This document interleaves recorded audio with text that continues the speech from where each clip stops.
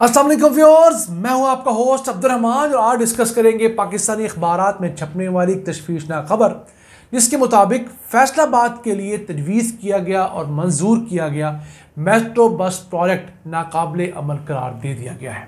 जी हाँ, फैसलाबाद शहर के लिए हुकूमत पंजाब ने बिलाखिर 70 अरब रुपए की लागत से एक मेट्रो बस प्रोजेक्ट शुरू करने का ऐलान किया था, जो कि 3 बड़े रूट्स पर मुश्तमिल होना था और इसमें मजमूई तौर पर कोई 500 के करीब बसें चलनी थी और हर रोज़ 10 लाख मुसाफिरों को इन्होंने एक जगह से दूसरी जगह तक पहुंचाना था।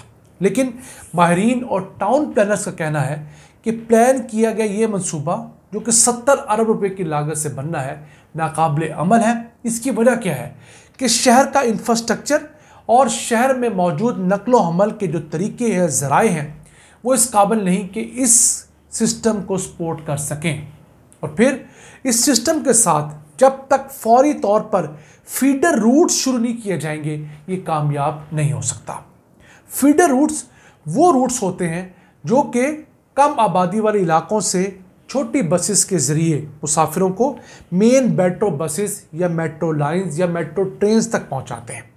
जैसे आप लोग जानते होंगे, स्पीडो बस का कॉन्सेप्ट है कि निस्बतन दूर की आबादियों से लोगों को मेन रूट्स पे चलने वाली मेट्रो बसेस तक पहुंचाया जाता है, लाहौर के अंदर, रावलपिंडी में, मुल्तान में। तो चूंकि फ़िलहाल फैसलाबाद के अंदर मेन मेट्रो बस शुरू करने का प्लान है, मेन रूट्स का, तो वो एक आवाज़ उठी है, इस पर हुकूमत को ज़रूर कान धरने चाहिए और ये फैसला करना चाहिए कि सबसे पहले कौन सा रूट बनेगा जिस पर सबसे ज़्यादा आबादी सफ़र करती है। फिर उसके साथ साथ फीडर बसेस के रूट बनाए जाएं ताकि ये मंसूबा चलते साथ ही कम से कम सब्सिडी लेकर चलना शुरू करें। अब पंजाब के अंदर 4 बड़े मेट्रो लाइन या मास ट्रांजिट के मंसूबे ऑपरेशनल हैं। लाहौर में 2 हैं, एक ओरिएंट ट्रेन है और एक पुराना जो कि फिरोजपुर रोड का मेट्रो बस का रूट है वो है। फिर एक इस्लामाबाद रावलपिंडी का रूट है और एक मुल्तान का है। कैसी बात है कि शहबाज शरीफ की पंजाब हुकूमत जो 10 साल रही 2008 से 2018 तक, उसने पंजाब के 5वें बड़े शहर मुल्तान को तो मेट्रो बस सर्विस दे दी जो कि अपनी कैपेसिटी के आधे पर चल रही है, लेकिन दूसरे और चौथे बड़े शहर यानी फैसलाबाद और गुजरावाला में मेट्रो बस सर्विस शुरू ही नहीं की गई। अब ये प्रायोरिटीज़ का फ़र्क कहिए या कुछ इलाके के सियासतदानों का तगड़ा होना, इसे समझिए कि क्या वजह है कि मुल्तान से पहले फैसलाबाद का हक था जो कि पाकिस्तान का तीसरा बड़ा शहर है और पंजाब का दूसरा बड़ा शहर है। इसी तरह गुजरावाला जो कि पंजाब का चौथा बड़ा शहर है, मुल्तान से भी बड़ा है साइज़ में, उसे मेट्रो बस आज तक नसीब नहीं हुई। तो ये ऐसी गलतियाँ हैं जो हमारे हुक्मरान प्रोजेक्ट शुरू करने से पहले नहीं सोचते और फिर जब प्रोजेक्ट्स कामयाब नहीं होते ले तो लाल से काम लिया जाता है। अब फैसलाबाद शहर की अगर आबादी डिस्कस करें तो 38 लाख से 40 लाख लोग इस शहर के अंदर बसते हैं। मुल्तान शहर से 2 गुना बड़ा शहर है फैसलाबाद और इस शहर का हक है कि इसे मेट्रो बस प्रोजेक्ट दिया जाए। अब ये कब शुरू होगा, किस तरह शुरू होगा, और इन हालात में जब IMF हम पर इंतहाई सख्ती कर रहा है, पंजाब हुकूमत पैसे कहाँ से निकालेगी, ये एक वाकई $1 मिलियन क्वेश्चन है।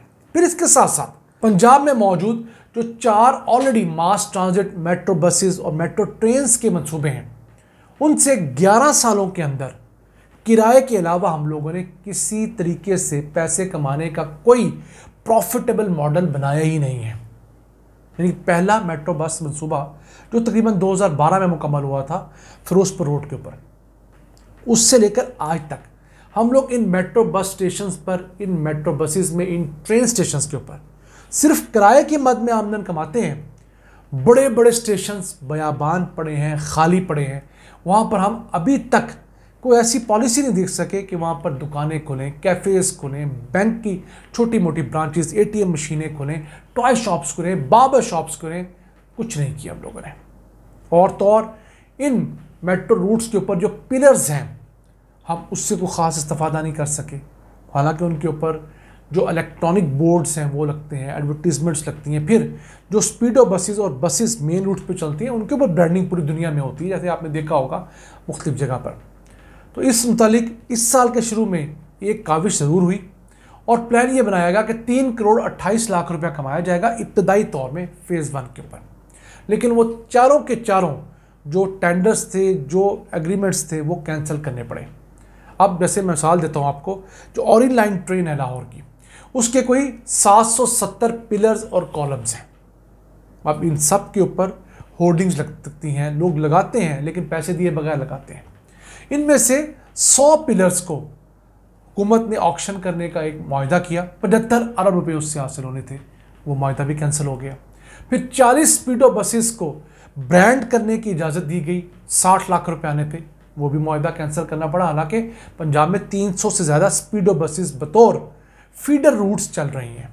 फिर मेट्रो बस जो कि गज्जू मत्ता से लेकर शादरा तक फिरोजपुर रोड वाला प्रोजेक्ट है, उस पर 240 इलेक्ट्रिक पोल्स हैं, वहाँ से 1 करोड़ 65 लाख रुपए आना था, वो भी कैंसिल करना पड़ा। फिर इस्लामाबाद रावलपिंडी के अंदर 98 पिलर्स को ऑक्शन किया गया था, 300 टोटल में से, उनसे भी कोई 8,83,000 रुपये आने थे, वो भी प्रोजेक्ट कैंसिल करना पड़ा। तो ये कामयाब क्यों नहीं हो रहे? मुझे लगता है खालिसतन हमारे यहाँ प्रोफेशनलिज्म और नीयत की कमी है। वरना मेन शहरों की मेन हाईवेज हैं, फिरोजपुर रोड, मुल्तान रोड, इसी के साथ साथ अगर हम बात करें ब्लू एरिया से गुजरती हुई इस्लामाबाद रावलपिंडी की मेन मेट्रो बस, मुल्तान की मेट्रो बस, अगर इन रूट्स के ऊपर आप एडवर्टीजमेंट की मद में पैसे नहीं कमा सकते तो आप पाकिस्तान में कहीं पैसे नहीं कमा सकते। यहाँ पर सबसे ज़्यादा लोगों का रश होता है, इन स्टेशंस पर सबसे ज़्यादा राइडरशिप होती है।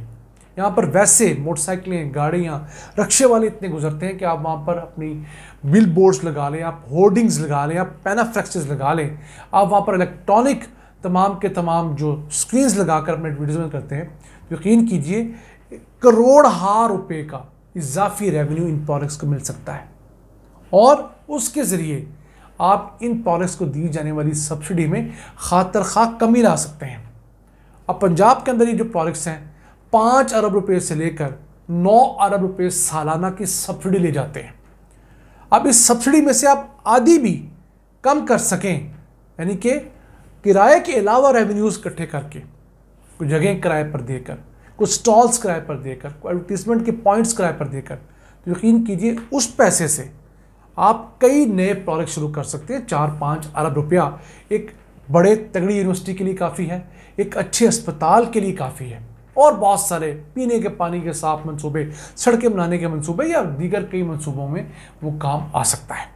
आज का एपिसोड, हमें उम्मीद है हम चंद नई खबरें आप तक पहुँचाने में कामयाब हुए होंगे। अपने मेज़बान अब्दुर्रहमान को इजाज़त दीजिए। अल्लाह ने के बाद।